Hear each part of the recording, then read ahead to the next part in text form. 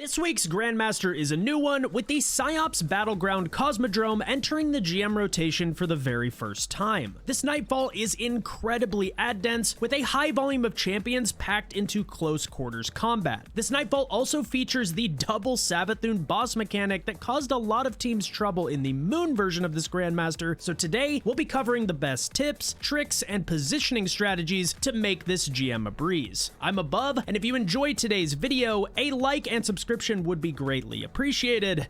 Now, let's get into it. Starting with my recommended team comp, we went with two Well of Radiance Warlocks, one rocking Dawn Chorus for ad clear, with the other using Cenotaph to produce heavy ammo. We then paired this with a Hunter running the Orpheus rigs to help contain the immense number of ads in this Grandmaster. This combination offers top tier survivability and top tier orb generation to chain supers during the most dangerous parts of this Nightfall. As for weapon loadouts, we went with Wishender for consistent backup barrier stuns, Polaris Lance for easy boss damage thanks to its stun lock potential, and a Galahorn to empower our rockets for ad clear. We paired these with a blinding grenade launcher to suppress enemies, a waveframe grenade launcher for ad clear, with our Cenotaph user running a trace rifle. As for key armor mods, I recommend heavy ammo finders and scouts for more consistent heavy drops, a harmonic scavenger and two solar surge mods on your boots to empower your rockets, with one void resist and one arc resist paired with a concussive dampener on your chest piece. Artifact mods include blast radius to gain charge with light on rocket multi-kills, Argent Ordnance for even higher rocket damage, with the rest of the mods left to supercharge the Dawn Chorus build. Flint Striker will grant you Radiant on successive precision hits, which we'll be doing a ton with Polaris Lance, Revitalizing Blast to weaken champions when we hit them with solar abilities such as Ignitions, and Rays of Precision to ignite targets on precision final blows while radiant. Diving right into the Nightfall, as you make your way outside, you'll have some trash mobs surrounding two barrier champions that you'll want to deal with before hopping on the payload. Make sure that your Cenotaph Warlock gets used to tagging champions with their trace rifle before killing them, as it will significantly improve your ammo economy throughout this GM. Let's start with how the payload actually works. Unlike Lake of Shadows, where you can hop on and off the payload as new ad waves begin to spawn, this GM has progress checkpoints that must be met to prevent ads from spawning infinitely. These ad spawns contain arc captains, and most notably, groups of sniper vandals that can easily one-shot you from these rooftops if left alive too long. This leaves us with two options. One, you can either dedicate your Invis Hunter to pushing the payload, with the other two players focused on ad clear, or two, have all three of you push the payload together and simply disengage to clear ads each time they spawn.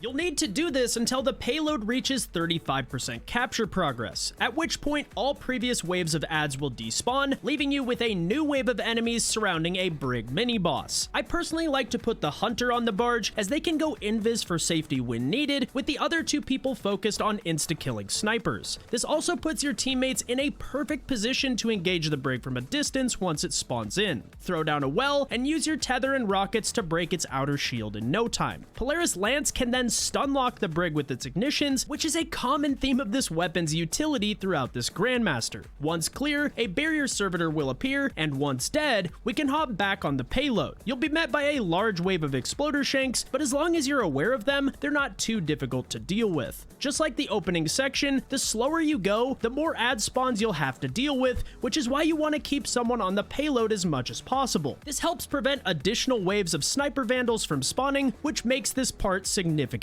easier. As you round the corner, you'll be met by a wave of Curse Thrall in front of you, with any remaining Exploder Shanks following you from behind. This area can easily catch you off guard, so be sure to keep your head on a swivel. I like to use this high ground for cover and easy sight lines on the ad spawns in front of us, and once clear, you can push the payload forward until it reaches the 85% checkpoint, similar to the Brig that occurred at 35%. This time we'll have two Shriekers, a wave of trash mobs, 5 champions, and a Hive Guard to deal with, so I recommend throwing down a well by the barge and using your tether to group all of the ads together. If done correctly, you can pretty much spawn kill the first two unstops and take out most of the enemies that spawn alongside them. A Hive Guardian will appear near the Hive barrier, with 2 champions guarding it as well. Rockets will be able to spawn kill them relatively easily, and once dead, make sure to finish the Hive Guardian's ghost to prevent it from respawning. You'll then take out the 5th and final champion, at which point you're free to collect ammo ammo, progress the barge to 100% capture progress, and move on to the next encounter. The next room can be incredibly overwhelming if you're not positioned properly, but the objective is simple: kill ads, stay alive, and collect Lucent Morrow to discharge the captured light. We experimented with a couple different locations, but found that this top left platform was by far the safest spot in the room. Ads will spawn behind you occasionally, but that only occurs near the end of the encounter, and as long as you're prepared for it, it's relatively easy to deal with. The cadence will be as follows: Hive will spawn in different corners of the room, with every third wave spawning a wizard that drops Lucent Morrow. You can leave this on the ground until the end of the encounter, as the wizard will be accompanied by 2 champions, which is why I recommend waiting to use your well and tether until the champions spawn in. And as you can see, this platform gives us a great overall view of the room while providing decent cover from enemies in the process. The last wave will feature an extra champion, with ads starting to spawn behind you, but as I noted before, these are relatively easy to deal with as long as you dedicate someone to spawn killing them. Once the enemies have been cleared, you can safely collect the Lucent Morrow on the ground and discharge the captured light to progress the Nightfall. Before we head to the final boss encounter, we must first send Ulnath to its mindscape.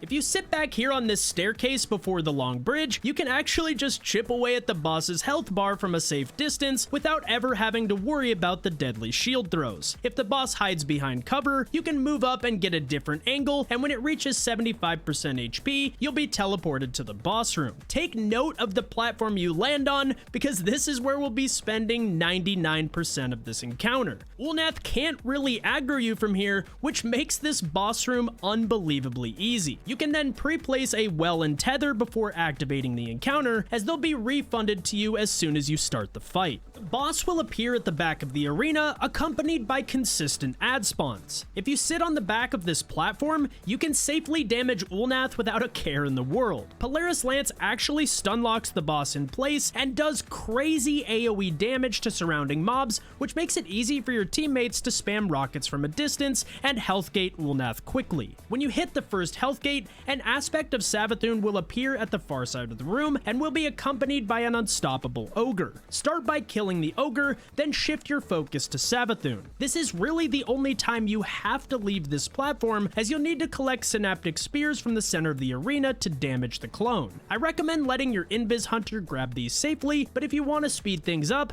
just make sure you've cleared most of the ads before your warlocks grab a spear for themselves. You can then make your way back up to this platform with either the standard jump or blink and begin damaging the boss. And once dead, Ulnath will reappear and will deal with the boss just like we did the first time. And once it hits its final health gate, 2 aspects of Savathun will spawn in, one on each side of the arena. Once again, start by focusing on the unstoppable ogre, then shift your focus to the left aspect. This is by far the biggest threat here, which is why we want to get rid of this clone as quickly as possible. Have your hunter grab the left side spear, then make sure to back up to the platform and chip away at the boss. And once dead, you can use the left spear to once again take out the right aspect. It's tempting to deal damage from the left tower, but with how much AoE splash damage Savathun does, I do not recommend this. Simply head back up to the main platform and take out the copy from range. And once both copies are dead, the boss will spawn in one final time, so whittle it down once again and make sure to crush its ghost to make the PsiOps Cosmodrome Battlegrounds a GG. If you found this guide useful, a like and subscription would be greatly appreciated, and you can expect another video later this week detailing the best Grandmaster Nightfall builds for Season of the Wish. That's it from me, thank you all so much for watching, and I'll catch you next time.